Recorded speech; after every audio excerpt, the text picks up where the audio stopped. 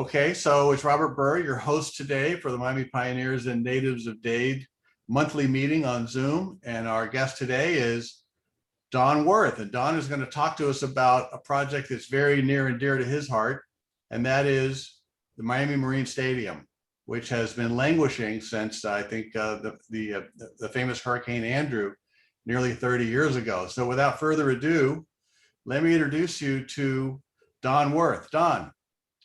Hi, Robert. Thanks so much. I'm really thrilled to be doing this. There's a few things I like more than doing presentations on MarineStadium. And when I'm here, I should give a shout out to Becky.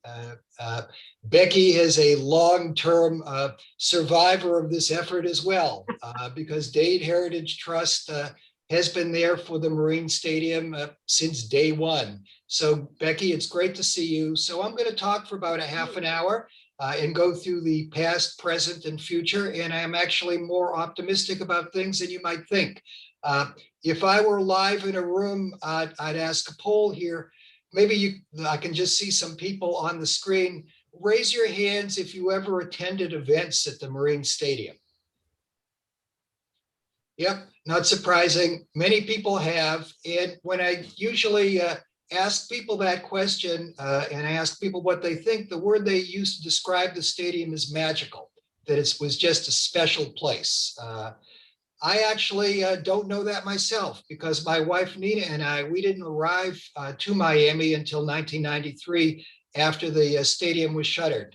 But so many people have told me wonderful stories about their experiences at the stadium. And over the years, we've been compiling those stories for sort of a little project that we call If Seats Could Talk.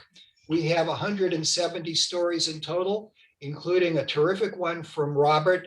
And at the end of this, I'll ask you if you have some great stories, maybe you want to share them with the group.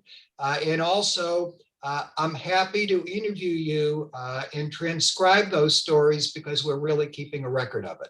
So anyway, let's start with the stadium. What I've learned from 13 years of advocacy is that this place is really the trifecta. The architecture of the stadium gives it the wow. The history of the stadium gives it its soul, but it's the future that really excites me. So we'll start now with the architecture. The MarineStadium is admired by architectural fans from around the world. And by the time we're finished, I totally expect it's going to be considered on the same plane as the Sydney Opera House, a great building symbolizing a great city. So what is it that makes it so special? To answer that question, I have to give you a 45-second lecture on modern architecture. In the 20th century, architecture changed more in that century than it did in 5,000 years. Why? Use of new building materials, concrete, glass, and steel, and this idea that less is more, an elimination of ornamentation. So in the early 1920s, there was an architect named Le Corbusier from France, and he began experimenting with concrete. He'd build these wooden molds, and he'd pour the concrete into the wooden molds, and they'd be done on site. This is called poured-in-place concrete, and he designed many buildings that were very sculptural in nature. Other architects followed, Luigi Nervi, an architect from Italy, Eero Saarinen from Finland, Felix Candela from Mexico. And in the 30s and 40s and 50s, there was this whole ethos in architecture called poured-in-place concrete. And there were actually a series of sports stadiums done in the 30s, 40s, and 50s. And the MarineStadium comes from that tradition. The stadium itself was designed by Hilario Candela in 1963, and Hilario is really the perfect symbol of what Miami is all about. Hilario was an immigrant from Cuba. He emigrated. He was educated at both the University of Havana and Georgia Tech. Of course, the thing that makes the MarineStadium so unique is the roof. Now, in modern architecture, you have what's called a cantilever. A cantilever is an overhang. It's what makes those modern buildings look so sleek. They're sort of horizontal in nature. Well, this overhang isn't a 3 or 4 foot overhang. It's a 56-foot wide overhang. Look at it from its side. The MarineStadium looks more like a pair of alligator's jaws. And in fact, when it was built, the MarineStadium was a remarkably long overhang. Well, not only was it wide, it was long. It was 326 feet wide, which meant that it was the longest span of cantilevered concrete in the world when it was built. Not only was it wide and long, but it was complicated. This is the roof of the stadium, and the stadium itself is a double-sided row of hyperbolic paraboloids. Now, if you want to know what a hyperbolic paraboloid is, look it up in Wikipedia and your eyes will glaze over after the second sentence. Here's all you need to know. There are parts of a hyperbolic paraboloid which are straight, parts that are curved. If you took a piece of paper and put your thumb in the middle of it, that is the shape of a hyperbolic paraboloid. Well, buildings get built for different reasons, and the MarineStadium got built for a very peculiar reason, because in the 1950s and 1960s, Miami was a center for boat racing, which was a huge sport at the time. But there was a problem. When the boat racers would race in Biscayne Bay, they'd bump into coconuts. And if you're traveling 100 miles an hour, that can do very bad things to both you and your boat. So Mel Reese, who was the city manager at the time and was described to me by Maurice Ferre, who was at one of the mayors in Miami, described Mel as like a, quote, benevolent military dictator of a Caribbean island nation. Well, Mel came up with this insane idea to build a boat racing stadium to attract tourism. But in order to do that, you didn't have to just build the stadium, you had to build the race course. So here's an above look at the MarineStadium Basin. What's unusual is that this basin was dredged out at the same time as the stadium was built.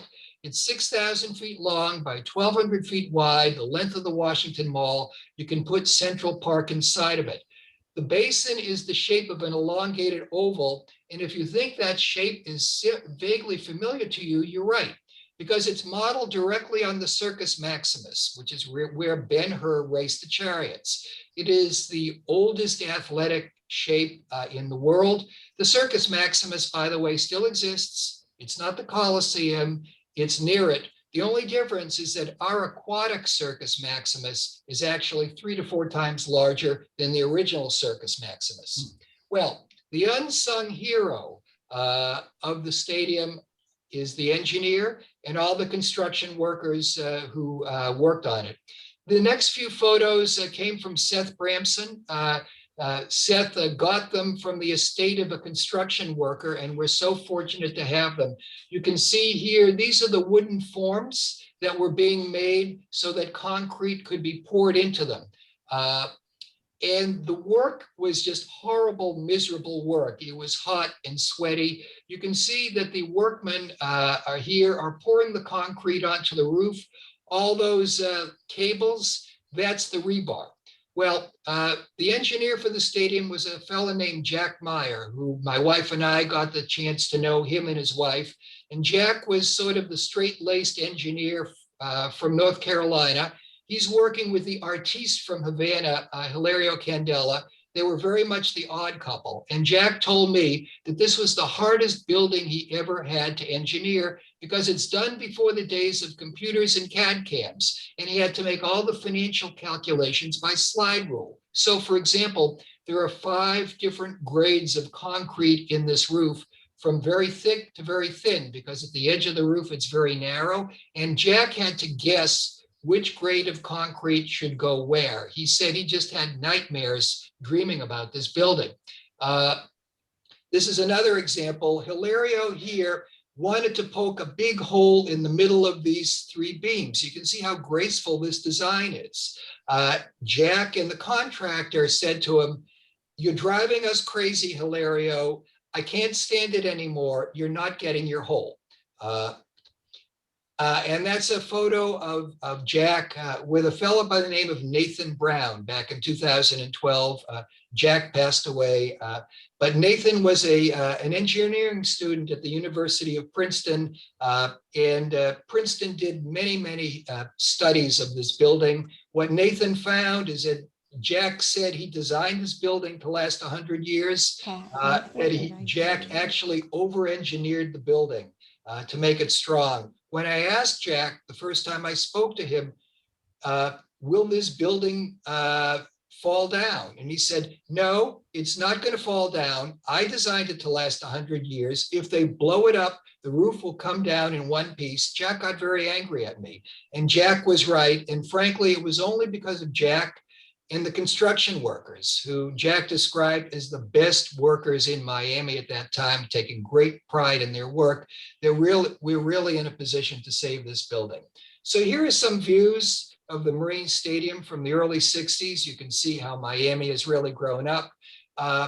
The roof, the stadium from this view looks straight on one part and curvy on the other. Actually, it's curvy from both sides. That is a double-sided row of hyperbolic paraboloids. Here's a back view. The inside of the stadium is one of the many unique things about this structure, because it's actually this is the first green stadium. We had another study done by the University of Princeton, and what they told us is that Hilario Candela, the architect, designed the stadium seats to be in shade from noon for the rest of the day all year round. And between that and the fact that the stadium is open from four sides and picks up the breezes from the water, the average temperature inside the MarineStadium is actually 10 degrees cooler than the air around it. So you can be in front of the stadium in Miami in a baking hot day and feel very uncomfortable. And you can walk in and sit in one of these great seats. And by the way, the seats are very elevated. So even if LeBron James is sitting in front of you, you still have great sight lines to look at things. You're going to be cool. Here's another view of the stadium. 1/3 of it is built over the water. Not something you could do today. It's one of the reasons that the views are just simply so spectacular. Anybody know what this building is? Well, some of you might. This is the Tropicana Nightclub in Havana. This is the Arcos de Cristal. These are alternating ribbons of concrete and glass. The Tropicana was really the inspiration for all of Las Vegas, the incredible floor shows they had in the early 50s, people like Frank Sinatra and Nat King Cole and the great Cuban singer Benny Murray. The inspiration for Studio 54. You may wonder, well, what am I doing with this thing in this presentation? Well, there's a connection between the Tropicana and the MarineStadium, because the Tropicana was designed by a Cuban architect named Max Borges Jr. And Max Borges was a modernist architect. This is poured in place concrete. Well, Hilario Candela, the architect of the MarineStadium, apprenticed with Max Borges Jr. So look at the roof of the stadium, also poured in place concrete. So you can draw a direct line from this building, from Havana in the 1950s to the MarineStadium. But at the same time, remember, the engineer of the stadium was Jack Meyer. From North Carolina. Jack was also the Commodore of Biscayne Bay Yacht Club, which many of you know, the oldest organization really in Miami, I believe. And of course, that was founded by Ralph Middleton Monroe. Well, this is the Ralph Middleton Monroe MarineStadium. So it's so nice to have this building, which is really a Miami-born building, not a building designed by outside architects. It comes from what Miami really is. So let's get to some of the things that happened there. Before the Miami Dolphins, the Miami Heat, and the Miami Marlins, before there were 500 channels on cable television, there was boat racing. Boat racing was the sport in Miami, and Miami was the boat racing capital, really, of the world. This is the only purpose-built stadium for boat racing, and you could have 140 boats at any boat race in Miami. This is a great view of the basin itself. This is the Mike Gordon 225. This is a long race. Boat races could be for 225 miles. They could be for 5 laps. This is what's called the modified Le Mans start. All of the boats were lined up at the bottom of the basin, and they actually had their batteries plugged into electrical cables on shore. The gun would go off, the flag would go down, people on the shore would pull out those plugs, and the boats would race off for 9 hours. And on the upper left-hand side, you see that little inlet past the stadium. That's the pit area. There are 17 different classes of boats. There are inboard boats, there are outboard boats, there are small boats, there are large boats. Those cranes is what would lift the boats in and out of the water. But of course, the boats that everybody remembered are the unlimited hydroplanes. They were called the Unlimiteds because they were the most powerful boats, and the people who drove them could really do anything they wanted to their engines.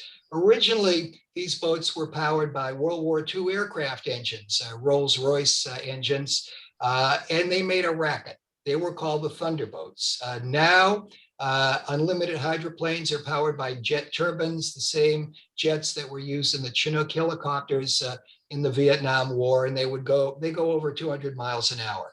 Boat racing was and continues to be a dangerous sport. This is the triple flip.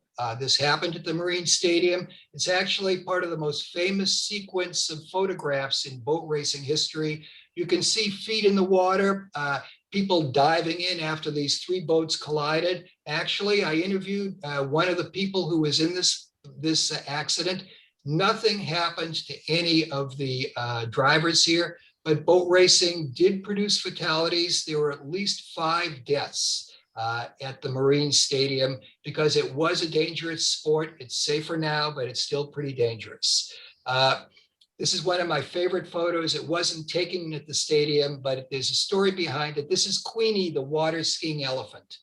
Queenie was the spokes elephant for Mercury Marine, and the tagline in the ads went, Mercury Marine, strong enough to tow an elephant, but cost peanuts to operate. So the story is that Buddy Byers, one of the boat racers racing in Miami, told, he said, the head of the Orange Bowl Regatta, Dan McNamara, had brought in Queenie to do a little show beforehand. It took the elephant longer to get up than they thought. By that time, they had started the boat race.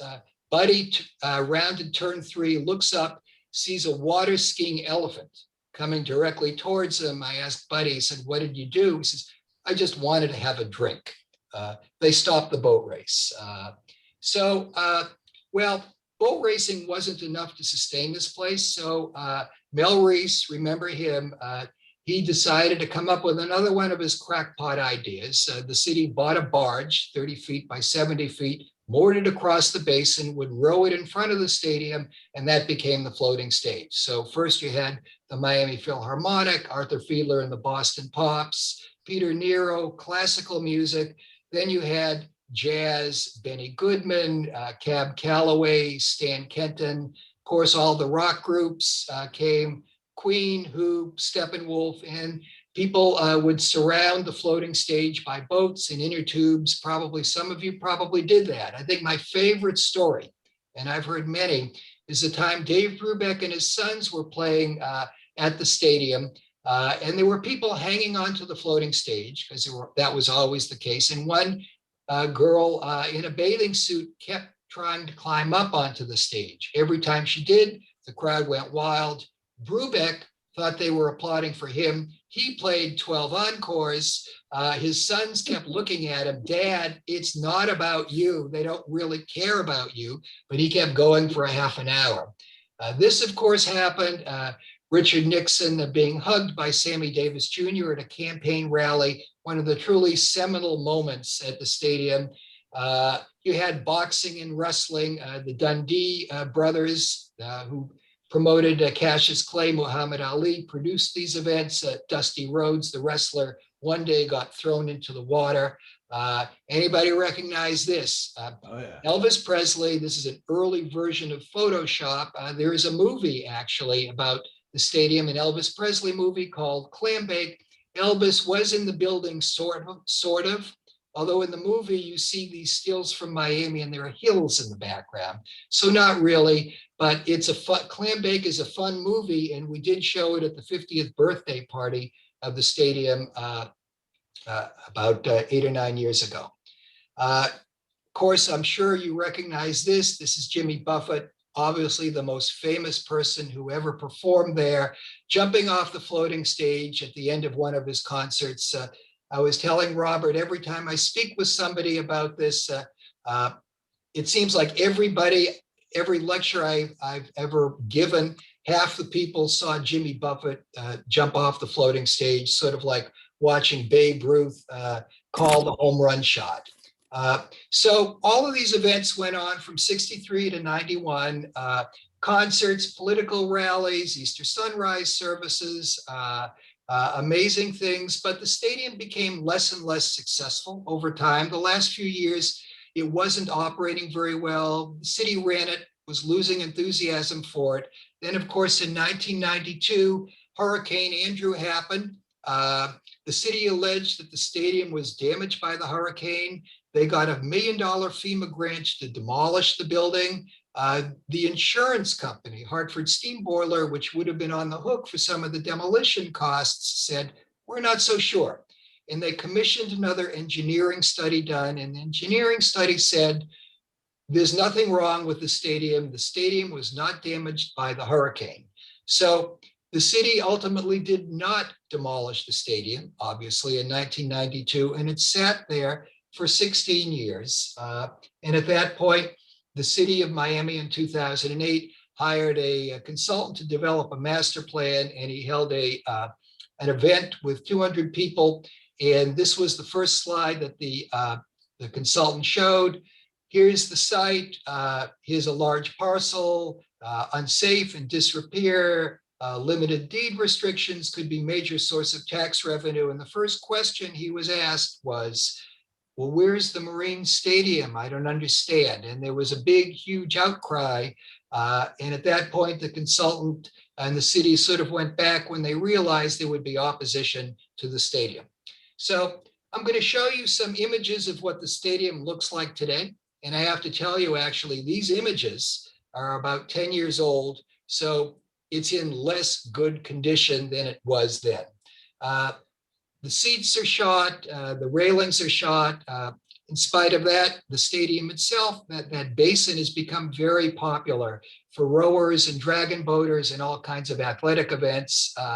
It became a graffiti haven pretty quickly after the stadium closed in 1992, 1993. And there are now 200 different coats of graffiti on some of the walls. This is actually an artist we brought in. His name is Stinkfish. You can see him on the left of the screen. He refused to show his face. Some of his images you can find on Prada bags and Prada clothing. The stadium was kept alive during all of this period by Miami's creatives who snuck in and took all kinds of photographs and did various art pieces. This is a dancer named Todd Fox who used to love to come in there, and he had a time-lapse camera and would just take photos of himself. This is a woman who snuck in and did a fashion shoot of herself. And then the city began to license the space for all kinds of commercial shoots, movies, fashion shoots. So this all happened from 1993 to 2008. Here are some images of the stadium. These are older images. That green stuff on the roof is just water that's collected there. Killer views, the skyline. If you went to the stadium in the 60s, 70s, or 80s, you remember the skyline. It's better now.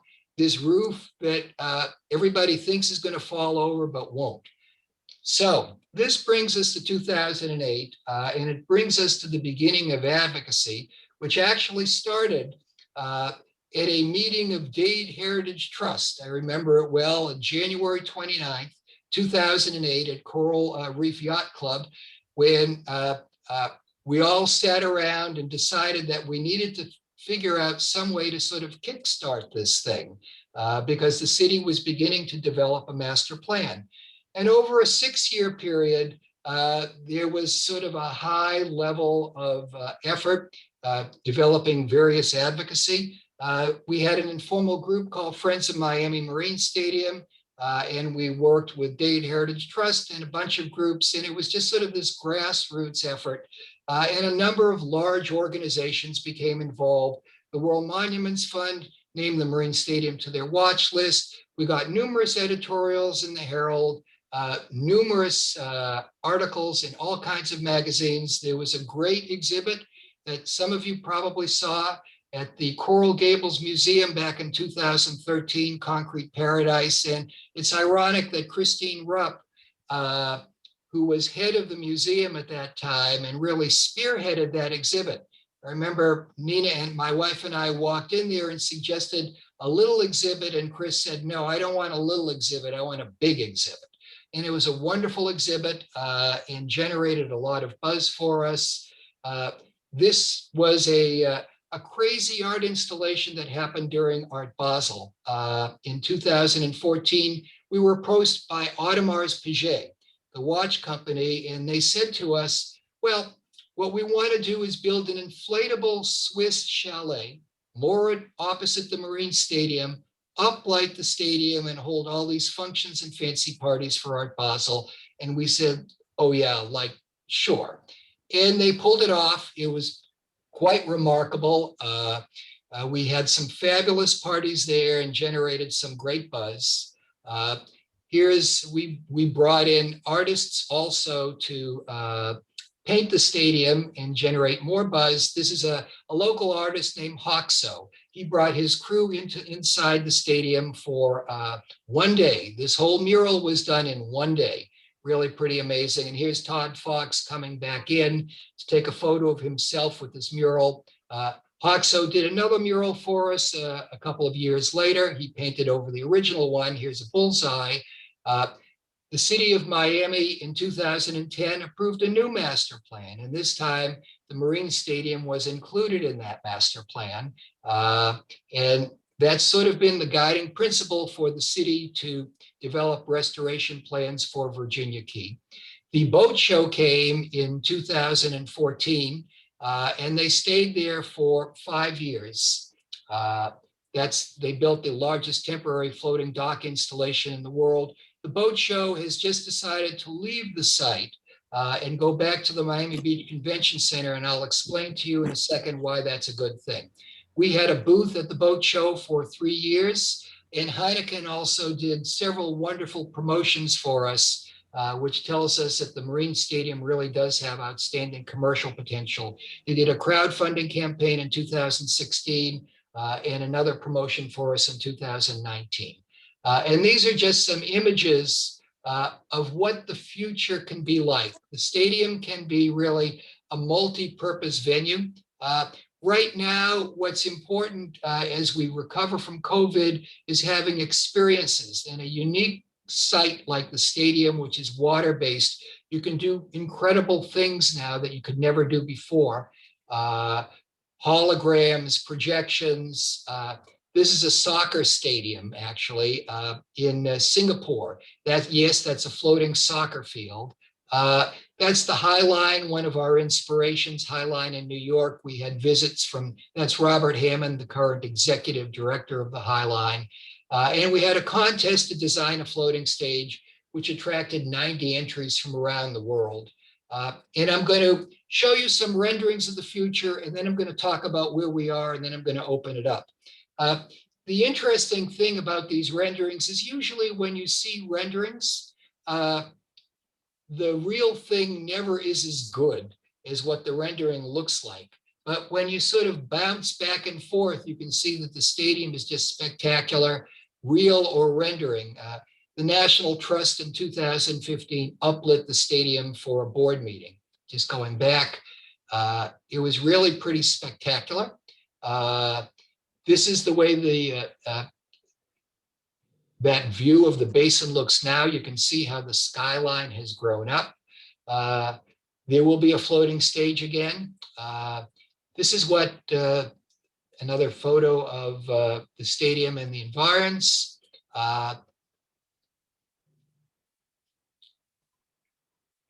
And this is sort of the final shot. So let me explain where we are right now. It's been 13 years that we started this effort. The effort to save the stadium has had a lot of ups and downs. We've had some really high points and we've had some really low points. It's been a wild roller coaster of a ride. And people have asked me, well, why is it taking so long? Are you discouraged? And I'm not discouraged. First of all, why is it taking so long? Well, this is a really complicated project. And to restore a stadium that's unique in all the world, which is not something that the city of Miami typically does. Then you have the overlay of all of the complicated politics here and the fact that this is probably the most valuable piece of land in South Florida. Think about it. If the Miami Herald site sold for $220 million back in 2011 to Genting, this is a comparable site. What is this worth? And I can tell you, hotel operators have been snooping around this site forever. And I'd say even for the last 13 years, there have probably been a half a dozen times where this building has been almost demolished, but it hasn't been. And I'm thankful for that. And I'm thankful that we're actually closer than we've ever been. So here's where we are right now. So the architectural plans are complete. Richard Heisenbottle, the architect who you know has worked on Vizcaya and Gusman, probably the foremost historic preservationist architect in Miami, has completed the plans that the city of Miami has commissioned. The project is actually in for permitting. A big question is, well, who's going to run this thing? Because the city of Miami operated it, and frankly, they were not commercially successful. I do not believe that cities should run things like sports stadiums or hotels or restaurants. But the city has issued a request for letters of interest for an outside operator, and they also have issued a request for proposal for an outside operator. The RFP had to be pulled for technical reasons, but what's important is that there are several very qualified, successful operators who want to run this thing. If this were a white elephant, as some people have alleged, that wouldn't be the case, but there is strong interest in operating this thing. And the city of Miami should know from its own experience with both Bayfront Park and also the Night Center, that when they run buildings themselves, they're not successful, but when they have these structures run by outside firms, they are. Myself, I've been able to bring in some of the most highly respected entertainment executives in the world into the stadium, and they all say the same thing. When they see the site, they're absolutely stunned. And the typical question I get is, why is this taking so long? The stadium, when renovated, will be a multi-purpose venue, but the big moneymaker initially, I believe, will be concerts, because it's a perfect concert size. It's a mid-level venue, 6,000 seats. The only thing like that in Miami is the Hard Rock at the casino, which is in Hollywood. Very little competition. And the latest concept in entertainment is something called residency, where you bring in a well-known artist, not for one night, but for 5 or 6 nights. So a year and a half ago, when Madonna came to Miami, she didn't go to American Airlines Arena for one night. She went to the Fillmore in Miami Beach, the old Jackie Gleason Performance Center, for 6 nights. And it's those kinds of things that are going to make the MarineStadium very viable. Where we are is this. We've already gotten several approvals from Miami City Commission. They approved the architect funding 3 years ago, Heisenbottle. They also approved a $45 million revenue bond issue, which will be used to finance the stadium. They've authorized the bonds. They haven't gone out to market for the bonds, but they've authorized the bonds. In the next 4 or 5 months, we're going to be returning to Miami City Commission for the final approvals. And I'm not sure what the trigger will be. It might be for a construction contract because this project is just about ready to go out for bid. It might be to approve an operator. And what we're going to need to do is show strength and support. If this had been 4 years ago, and we were at this point right now, we were trying to approve a construction contract, I would say to you, we're going to get it. It's no problem. It's going to be a 4-to-1 vote, maybe a 5-to-0 vote. There are 5 members of the city commission, but we have some new commissioners and we have a new dynamic on the Miami City Commission. What we've done before, and it's been very effective, is we've mounted a an enormous email campaign. We've worked with the National Trust. They've developed links for us, and we've gone out to our various databases, Date Heritage Trust. I now run a little Facebook page and website called Restore Marine Stadium, the Villagers, and we've been able to generate over 1,000 emails to City Commission, and I can tell you that that's worked. I remember sitting down 9 or 10 years ago with Francis Suarez when he was City Commissioner, and he would say, I'm on the fence about this project. I'm on the fence about this project. But after we sent in, after we waged several of our email campaigns, and he saw 1,050 emails headed into his email box, and he had his staff count them all up, he changed his tune. So between that, and we also work very closely with some folks who are knowledgeable on the ways of City Hall. I don't pretend to be, but the people who are interested in this project are, and they can sort of do the inside game, whereas we can work the outside game. And there's one more thing that we're going to be planning in the next several months. We have 3 Cuban commissioners, and this building is a remarkable building for this Cuban community. When you think about it, Hilario Candela, designed this building when he was 28 years old, went on to become president of Spillis Candela, the largest Hispanic-owned architectural firm in the United States. As you may have seen, Peter Spillis just passed away. Not only is Hilario still with us, but he's a consultant to Richard Heisenbottle in the redesign. Now, just imagine that. The fact that the architect who designed this building in 1963 is working on the restoration in 2021, that's amazing. I mean, it's just mind-blowing to me. And this building is a famous building. It's probably the only building that is both on the World Monuments Fund watch list. The National Trust for Historic Preservation called it a national treasure, and it got a major grant from the Getty Foundation, the most prestigious architectural foundation in the world. So we're planning a Zoom presentation with Hilario, a wonderful woman named Rosa Lowinger, who is Cuban, who is working on this building as a conservator, and some representatives of the World Monuments Fund. And it will be a lecture entitled From Havana to Miami, the Architectural and Cultural Significance of the Miami Marine Stadium. It will be in Spanish and English. It will be done by Zoom. We already have the Cuban Heritage Collection of the University of Miami involved, and we're going to look for a way to get more Cuban press and Cuban involvement in this, because the Cuban community in Miami should be extremely proud of this homegrown building. So stepping back, I'd say I'm really positive and I'm excited. I think after 13 years of advocacy, we are closer than where we've ever been.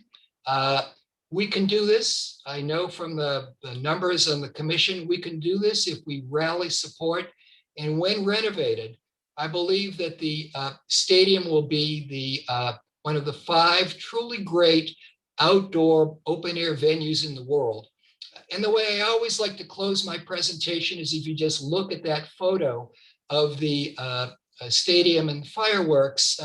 I remember having lunch one day with Jack Meyer and Hilario Candela, and I turned to Hilario because Hilario had worked on this rendering with the renderer. And I said, Hilario, what's this rendering? I mean, what is it with these fireworks? How do you get this idea? And Hilario said, oh, this was opening night for the Marine Stadium, December 27th, 1963. And opening night was pretty amazing. They had a 17-piece jazz orchestra. They had a water show. They had a 40-person choir singing selections of Deflate-A-Mouse. They had Navy SEALs parachuting from the sky. They had people in astronaut outfits driving around in motorboats. I said, well, how did you know what this place looked like? You were inside the stadium. And Hilario said to me, I wasn't in the stadium. I couldn't get a ticket. And Jack said, I couldn't get a ticket either. So Hilario, as a young architect, drove around the Basin, got out of his car and watched. And this is what he saw. And the way I always like to say it is when the stadium gets renovated, and it's sort of the thing that all of us who've been involved for so long, like Becky, we dream of opening night. And I'll tell you what opening night will be. People will walk in and they'll look down. And if they're near a stairwell, they'll see water, because a third of the building is built over the water. And Hilario designed it to open up the stairwell so you could feel the environment. You look up, you see this crazy origami roof. It's the length of a football field. Then you look straight out, then you look east to see the Sadowski Critical Wildlife Area, the Twinklies of Key Biscayne. Then you look west and you see Miami. And I always think of the movie Wizard of Oz when Dorothy and her friends emerge from the forest, and then they see the Emerald City sort of appear like nowhere. I mean, it's just mind-blowing. And then there'll be some sort of opening night. I don't know what it'll be, but at some point, one thing you know, Miami knows how to put on a party. And people will walk out and they'll say, well, this is fabulous. This is great. Can't wait to come back. And then they'll be really proud, because they'll know, well, there's nothing like this in the world, which is true. There is nothing like this in the world. And this will be big, big news. You know, we just got a big story in Sports Illustrated magazine. We are a national story. Opening night will be a national story. And all of these cities are going to say, wow, I sure would like to get one of them marine stadiums for our community. Well, good luck. Good luck finding anything like this. And then they'll say, how did we let this place sit for 30 years? How could we possibly imagine that it wasn't going to work? Are we nuts? Because I am convinced that after opening night, and I say this on the basis, I mean, yes, I'm enthusiastic, but I've spoken to enough smart, experienced, successful people who produce events and buildings like this, who just gawk at this place. It's their confidence that gives me confidence. And we will know we're successful, and then we can all go to bed saying, oh, we didn't lose it. After all of the times this thing was almost demolished, we didn't. We pulled it off, and it's going to be something for future generations to enjoy and reinvent. So I guess I'd ask you, if you're interested in the stadium, we have a Facebook page, Restore Marine Stadium. Please follow it. We update you with events and newsletters. I'm always making presentations. There are always articles coming out. I think we're going to get a new article in the Key Biscayne Islander. So you can connect that way. If you have great photographs, please let me know. I've collected, I was telling Robert, 170 memories of the Marine Stadium for a little series called If Seats Could Talk. If you've got a great memory, I'm happy to interview it and transcribe it. I love getting memories. And basically, that's my presentation, but we can succeed. Thank you. Wonderful, wonderful. That was really great. Right from the beginnings of the concept and the heyday of the stadium up to the current condition and where we are in terms of the big plan. So absolutely, I think you can count on the people that are here that are watching you to kick in when it comes to saying something, standing up, signing a petition, writing to a commissioner. So thank you for that, giving us all that background of understanding very much, Don. Questions for Don? Well, I have one. Frank. Have you Rickenbacker Causeway can be really a traffic jam. Yep. Have you all thought about other ways of perhaps extending the metro over there or something to get people so they don't have to park on that little strip of land? I think, Frank, the boat show showed us that's a solvable problem.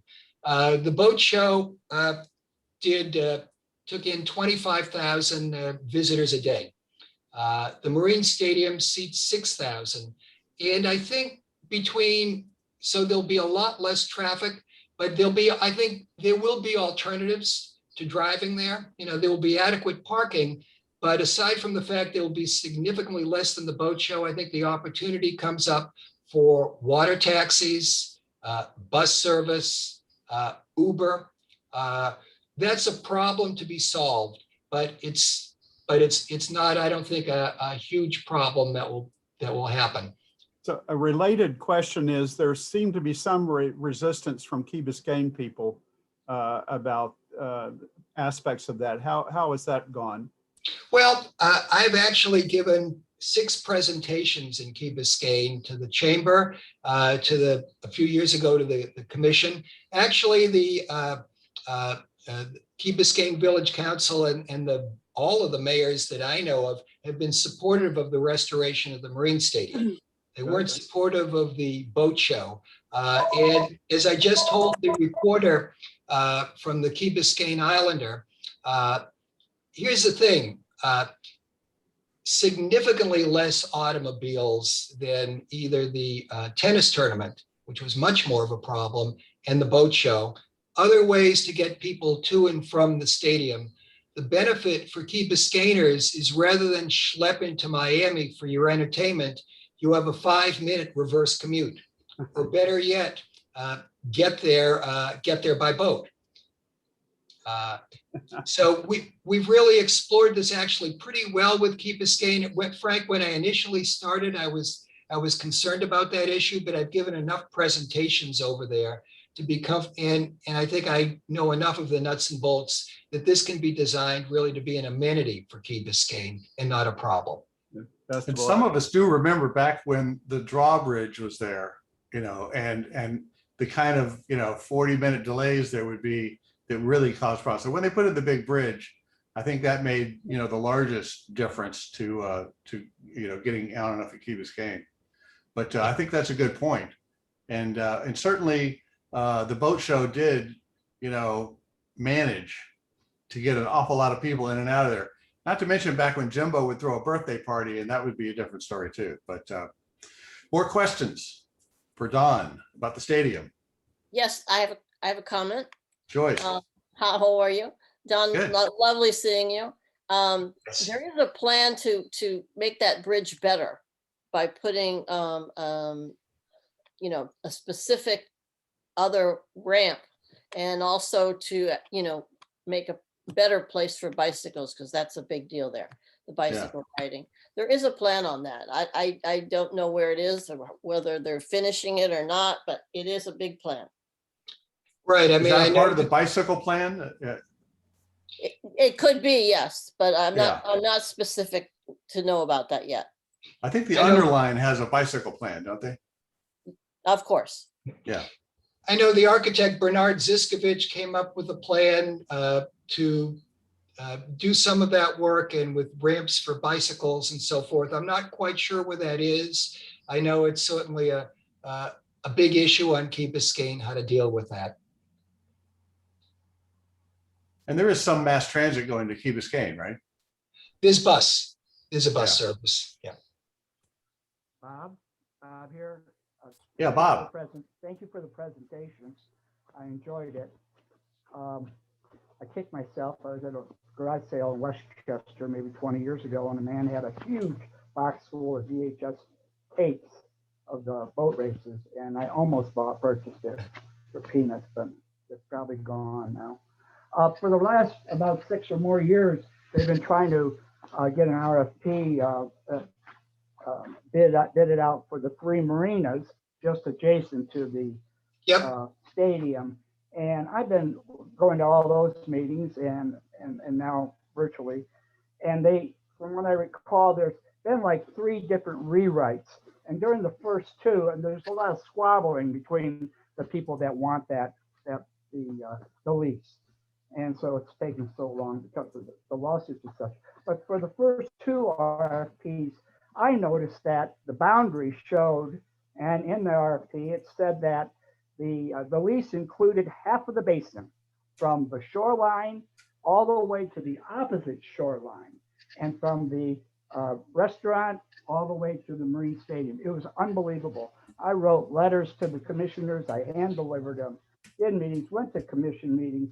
Eventually, the developers even stopped showing the boundaries up on the wall. And it wasn't until I believe you had a think tank over at Vizcaya in the horse carriages, your society had a think tank, and they broke, after a speech, they broke it up into 10 tables, and I just made a fool of myself, going from table to table, interrupting and telling them what I'm telling you, and that, you know, if they do that, there wouldn't be any racing because they would have half the basin they would eventually have out there. And thank God everybody thought it was crazy except for one table. One of the developers was there, and he told everybody on his table that I was right. But then right after that, I actually got the ear for 10 whole minutes of the designer, the Cuban gentleman that originally built it, designed it. And he listened to me for 10 minutes. And next thing I know, there was a rewrite, and it was taken out. It was taken out. The additional 300 slips that would be in the basin were removed. And I believe the new RFP included just about 50 feet off of the shoreline. But what's troubling now, though, is with those two RFPs and with the recent one now, the city is asking whoever gets the lease to put moorings for the city in the eastern half of the basin for the city to make it a marina, and possibly leaseholders to have that to run that as well for the city, and also the option possibly sometime to make the half of the basin, which is to the west of the stadium, into moorings too, which is the body of water that was originally going into the RFP, until I believe I stopped that. You know, I called up actually a couple of years, maybe 2 years ago, and I talked to the heads of there's two major organizations that run the hydroplane and boat races in the United States.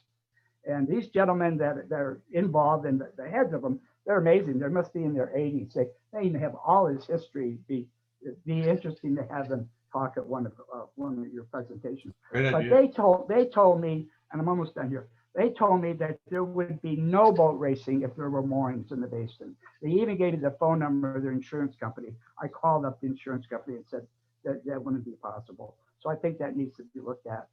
Thank you very much for listening to me. Bob, let me respond to that, and you bring up two good points. So I'll take them. First is the issue of possible wet slips in the basin, and second is the issue of moorings in the basin, and both have been very much on my radar.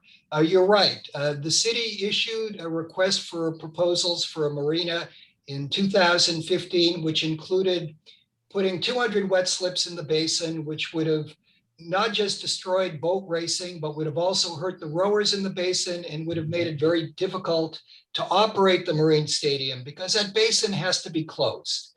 You can't let people in there watching concerts for free. That was a violation of the master plan, which was approved in 2010. I remember writing a very detailed memo to the city of Miami at the time, basically stating, you cannot do this.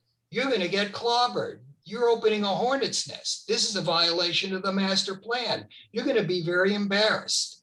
Well, we rallied support against wet slips, and the commission was packed with supporters of the stadium, with rowers who would lose their rowing course, and that was pretty much defeated.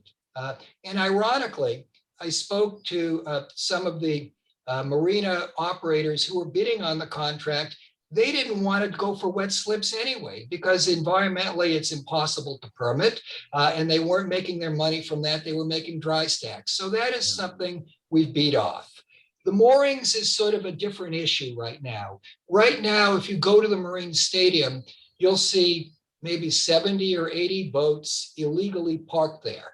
They're squatters. They kind of look like Gilligan's Island. Some of them are even sunk. And what a mooring field would do would eliminate all of these illegal squatters, because if you don't have if you're not tied to a mooring, then you can't squat there, which would give the city permission to kick these people out, which they need to do. Now, here's the important thing, Bob, and we've had many discussions with the city about this. The mooring field really needs to be daily rentals, so that anytime you have a MarineStadium event, whether it is a concert or a boat race or whatever, you can clear these people out of there. Because no, you can't have any sort of marine stadium event with a bunch of moorings in there. The benefit of moorings is that if you have a concert, you charge, you have people who pick up a mooring ball and pay big money next to be near the floating stage. So it actually becomes part of the economics of a successful marine stadium. But the benefit of the mooring field, Bob, is that we can get rid of the boats when we need to, which is a lot more problematic right now. So those are two issues we're working on. But again, we're in good shape in both of them. Don, one last thing. Yes, it is. You know, I'm a boater myself all my life, and it is because of the Coast Guard and the navigational rules and the right to put an anchor down. There is municipalities have difficulties keeping boats out of certain areas. In fact, Dinnerkey outside past the islands was the first, what they called it, an experimental mooring that the state allowed to see for temporarily how it would go. And I think they've done two more. And Correct. I think now they're sort of opening up, which is going to be so helpful to you, to us, in order to do what you're saying right now, where we could get around the international rules of open waters and the rights of voters. Yep, great. By the way, I'd just like to say to people here, I welcome any leads you have, other groups who would like presentations, members of the press who might be interested in doing an article on the current status of the stadium, just interested people who could be helpful to us. It's how we've gotten this far. It's because the Miami community got involved. Like I say, this is a tough project. It's a valuable piece of land. It's a complicated project. But again, we've made really good progress. We're closer than ever, and I really believe we can do this. But we need everybody to put on your thinking cap and figure out how you can help.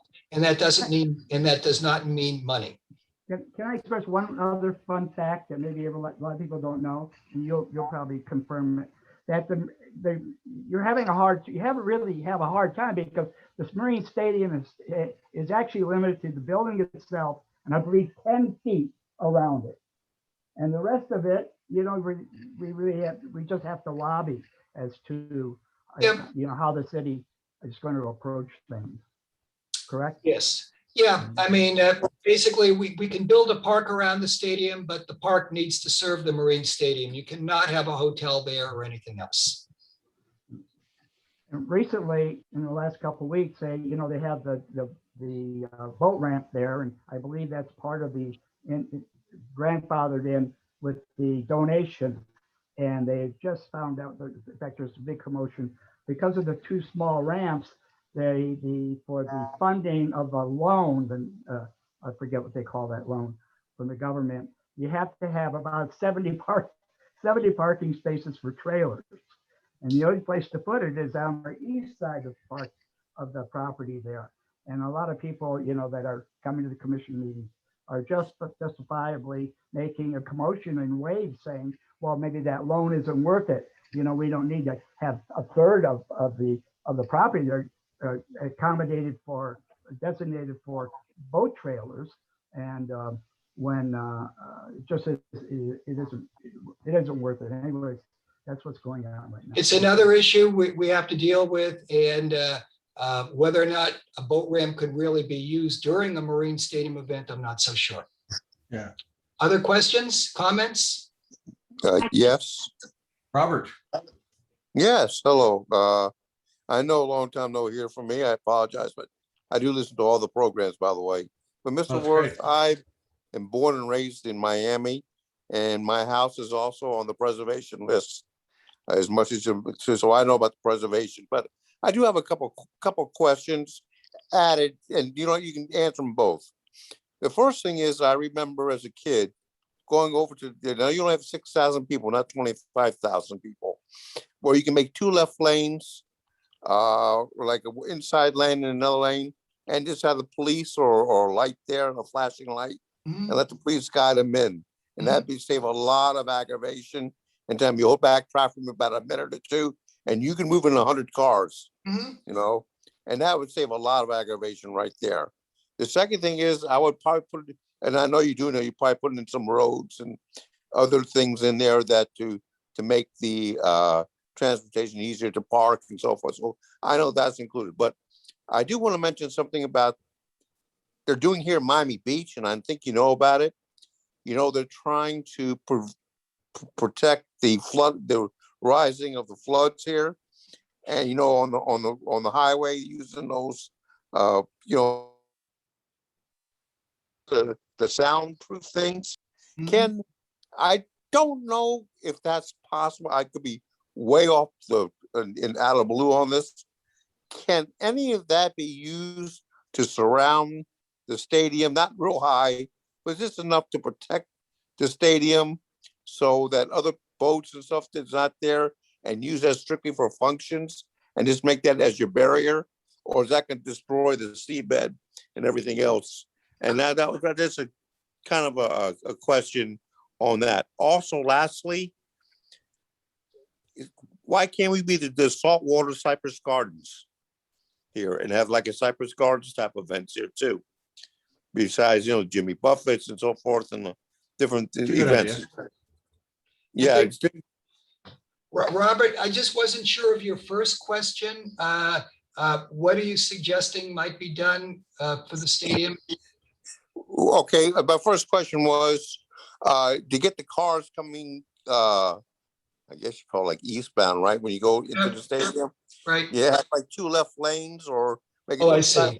I see. and outside and just cone them, right?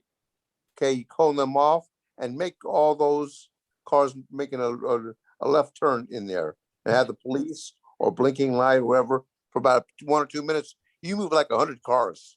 Yes, I think you're absolutely right. I know that I know several of the operators who are interested in running the stadium, and one of the skill sets they have is logistics like that. You know, that's part of managing the facility. It's maintaining it. It's planning traffic flows. I know that when the boat show came to Miami, they hired somebody who'd worked, I think, for the county on transportation issues, a consultant.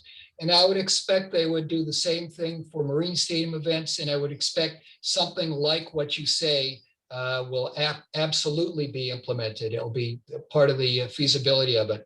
The second issue is Cypress Gardens types events. I think you're right. I think what's going to happen with the stadium is there's going to be a learning curve on how to use this very, very unique building. Initially, there'll be the bread and butter things like concerts, athletic events, hopefully a few boat races. There's an amazing amount of fascination now with the water. I could see Cirque du Soleil, which has a water-based show in Las Vegas, coming back to Miami and doing a special show like that. It's going to depend on promoters who are willing to take financial risks to do something, but I'll bet there will be stuff like that. It'll be fun. It'll be very fun to see. I could see drone racing as well. There are some drone racing organizations that have already expressed interest. It'll be very interesting. I see that Molly has her hand raised. Molly, do you have a question? Yes, I have a son that lives out in Colorado, and there's a place called Rocks Yep. Amphitheater. Yep. And it's the second best acoustical outdoor theater in the world. Is there anyone hired to look at the acoustics? So when this is developed, that possibly it becomes one of those areas that is known for its acoustics? I know it's very, very good because I went to undergraduate school here in the early 70s and attended some of those events. But I'm wondering if there's somebody involved that can ensure that that becomes a very important part. The other thought, just to add, is Red Rocks is such a tourist destination also, and that's another way for them to make some money when there's not a concert or other type of performance. Molly, I think you're absolutely right. Molly talks about Red Rocks, which is this great open air amphitheater, really outside Denver. And in a certain sense, it's really considered a model for the MarineStadium. If you're looking for the best open air venues in this country, I'd say it's Red Rocks, it's the Hollywood Bowl. And the MarineStadium will be the third to that group. And it's just a spectacular setting, just like the stadium, and it's very successful. And the city looks to that. In terms of the acoustics, I know the acoustics are being looked at. Richard Heisenbottle, the architect, has about a dozen consultants working with him, including a theater and acoustic designer. I can't speak any more about it than that. I know people who've been to shows told me that they were always pleased with what they heard, but the acoustics will probably have to be carefully designed, because what you don't want is enormous speakers that project sound towards Brickell, because you don't want to annoy the neighbors. But I know, Molly, that acoustics is part of what Heisenbottle has been looking at feasibility-wise. And Thank you actually you. have the opposite situation there, because at Red Rocks and Hollywood Bowl, it's the performance part of the venue that's acoustically tuned. And here it's the visitors venue section that you would be talking about acoustically tuning. So in other words, if the floating barge stage is acoustically done correctly, the issue is, how does it reflect off of the seating area? So Yep. it's sort of reversed, where the other ones are really the acoustics of the presentations place is really superb, and that the other part doesn't get in the way. So, but I think that's a wonderful idea, and I've never heard anybody complain about it. I don't know about the neighbors in Key Biscayne, or thank goodness there's no condos in Virginia Key. So it But, makes it really easy. Yep. Yeah, but sound doesn't go through concrete very well. So if you're behind it, it's not going to be a problem. Bouncing off of it, there's so many different surfaces at different angles that you wouldn't have a particularly one bad spot that would be problematic in terms of acoustics. By the way, Molly brings up another point, which is, I think, important. Can this be used for other things? I actually see the MarineStadium as a park. There was a lot of attention in the last 6 years focused on what goes in front of the MarineStadium. Is there going to be a park there? But the MarineStadium is a park, and I believe it should be kept open for at least selected hours during non-stadium events. And there are several reasons for that.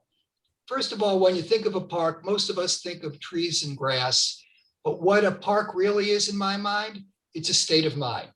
It sort of brings you out from your typical day-to-day cares, allows you to reflect and think back and just get a different view of things. And when you walk into the MarineStadium, that's what that place does. You think of and I think more and more that's becoming the definition of a modern park. Maybe some of you have heard of the Vessel in New York City, in Hudson Yards. It's this very weird, enormous sculpture that's in the shape of a vase, and it's really popular as a park. And there are three aspects to it. For one, it's this weird thing that sort of draws you in. It's a weird piece of architecture. Second, it's interactive. You walk up and down the stairs, you do something. Third, you get incredible views from wherever you are. And the stadium can be all of those three things with two additions. One, there are seats. You can sit down. You can look at the Miami skyline lighting up. You can watch rowers in front of you. And you have protection. You have protection from sun. You have protection from shade. And I think that if the stadium were opened at sunset and there were a person playing flamenco guitar at the bottom there, you have a real reason to go to that site. And when you remember that, Miami, the main issue for me for renovating the stadium is Miami has this great waterfront, but it's mostly closed to us residents because most of the waterfront is owned by rich people. It's expensive single-family homes or five-star hotels or yacht clubs or condos. And yeah, the beaches are great, but people want to experience the water in different ways. And the MarineStadium, everybody's a VIP there. Everybody gets a water view seat. And for the families that maybe can't afford to buy 5 or 6 tickets to the stadium and park, to be able to come there and hang out, have a sandwich, watch some very light entertainment, experience and enjoy incredible views. It's a great opportunity. It's another reason to renovate the stadium. And an obvious comparison might be the Coliseum. We don't go there for sporting events anymore. Yep. But the fact that the story of the Coliseum, the architecture, the Mhm. the placement of it is so overwhelmingly valuable that if it was obvious to someone who knew nothing about MarineStadium when they walked in that the story was there, and the story builds the appreciation of what you're looking at, and then you would just be awestruck just by the fact that it never got built, and the things that have happened there, and the view and the juxtaposition, but mathematically and artistically and esoterically, it's absolutely got worldwide tremendous value. And if you're a tourist, you should go see it. I wish I could take credit for this idea. It came from Tony Goldman, who many of you know, basically reinvented Ocean Drive, reinvented Wynwood. Nobody was better at looking at old sites and seeing potential. And he Yeah. saw this as a park. And I can tell you, for the 13 years I've been involved in this project, the city has difficulty keeping people out of there. They need to have a guard there. If not, people would be cutting holes in the fence all the time, sneaking in. It just draws people. Yeah. Yeah, and if I could say one thing, Don, which your presentation was marvelous, and I congratulate you on this tireless crusade that you've been leading so well. But as this presentation, I have seen many of your presentations over the years, but they keep getting better and better with so many photos that I hadn't seen. And back to what Robert was saying, the intrinsic value of the building itself and the history, just like what you've been talking about today, is so fascinating that I would think visitors would come just to see the structure, to learn about how it was built, to see photos or a video or something. I mean, it is definitely a tourist attraction in itself, aside from the other, all the other endless amount of possibilities you have for entertainment or racing or whatever. But I think that the fact that it's a national historic landmark, well, not technically a historic site, but is such a landmark, and is something that would attract an awful lot of people just on its own. So, And you could bring value by having a room there that you go through and just learn yourself about the most important aspects, the people and the places, and just the whole concept, and that would add tremendous value to any visit, and it'd just be a passive experience, right? That shouldn't be too difficult, right? I believe there'll be something like that, and I've got enough materials. I'll certainly want to participate. Yeah. And you all can participate again. If you've got some great stories of the stadium, please get in touch with me. Robert can give you my email address. I'd love to interview you for this. And Becky, thanks again for your efforts over the years, because as you know, you and DHT were there from day one. And I should just note, in addition to you, the Greater Miami Convention and Visitors Bureau recognizes this. I just got a letter of support from Bill Talbert, the CEO. Wonderful. Because what he says, and it's true, is, as Miami emerges from COVID, tourism is really important to us. But from GMCVB's point of view, you need to keep a tourist destination fresh. You need to keep having new things to promote. And the MarineStadium will be this big, enormous thing that we can promote to the world. And Bill recognizes that. And as he says, 2 words: no competition. We'll never have to worry about competition with this. Well, that's really wonderful. Any more questions before we break off? We've had a wonderful 90 minutes now, just about. And we can't thank Don enough for giving us an update on a project that means a lot to all of us. And, all of us that have wonderful memories of being there, and all the boating and the juxtaposition of it. For me, the boat racing was really, a big thrill for me when I was a kid. and my first concert going there to see the Who. I mean, it really, you know, we've got skin in the game. We've been there. It's meant something to us, and we appreciate it for what it is. So, you know, all the value comes from telling the story. And Don has given us quite a great presentation. It's up to each of us to maybe spread the word a little bit and pass along the value, because you're going to run into somebody that says that place is a piece of junk and, you know, it's a bunch of graffiti and nobody wants that. You got to say, wait a second, you're missing the whole point. So each of us, I think, can be a little bit of an ambassador here. We've got, I put in the chats, if anybody has their chat window open on Zoom here, I've got Don's email there, so you can easily contact him. And there's also a link to the Facebook page, Restore Marine Stadium. So let's pass that around. Let's get involved. Don, I hope you keep us up to date on what's going on. If there's an email list that you send out regularly, or maybe we can just check that Facebook page so that those of us that want to be engaged and stay up to date can do that. Is that what you would suggest, the Facebook page? Facebook page is the best way. Right. I don't oversaturate it. Once a week, once every couple of weeks. It's sort of like Mr. Ed. I never post unless we have something to say. But like I say, we can pull this off. We're close, but really I'm going to need everybody to help. Okay, and thank you so much for that. We'll have this program, as we do with others, later on the website and on YouTube. So people who weren't able to be with us today, or people that are studying MarineStadium and want to look for information, will be able to find this program on YouTube. So as we always do, everybody wave goodbye. And thanks, Don. We love you, man. And we'll see everybody again real soon. And we've got some wonderful programs coming up. Becky's got her and the ladies of Deering doing the special stained glass presentation. And that's just wonderful. Put that on your calendars for the first Sunday in May, I believe is what it is. And I'll send everybody a note. So anybody who's not on the email list for the Miami Pioneers and Natives of Dade, send me a note. You can send to rob@quantumleap.net or rob@mpnod.org. Look forward to hearing from you.